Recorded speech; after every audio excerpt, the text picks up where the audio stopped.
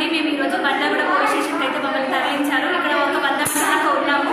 కానీ ఏమంటారు, ఇక్కడ తీసుకొచ్చి చాలాసేపు అయినా కూడా మాకు కనీసం వాటర్ లేవు, ఏం లేవు. ఏమంటారు, మా ఉద్యోగాలు మాకోసం, మా జీవితాలు బాగుపడతాయని చెప్పేసి అనుకున్నాం. కానీ ఇంత దౌర్జన్యంగా లాక్కొని వచ్చి బండ్లగూడ పోలీస్ స్టేషన్లో అయితే పడేసిండ్రు. ఇంతమంది అమ్మాయిలను ఈరోజు ఈ సిచ్యువేషన్లో అయితే ఉన్నాము.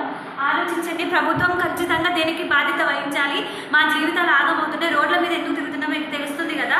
మీరు గ్రూప్ 2, గ్రూప్ 3 పోస్టులు పెంచకుండా ఎగ్జామ్ పెడితే మాత్రం ఖబర్దార్, ఒక్కొక్కరిని వదిలిపెట్టేదే లేదు. చెల్లో వెళ్ళిపోతున్నాం. మేము 2 డేస్లో వెళ్ళిపోతాము.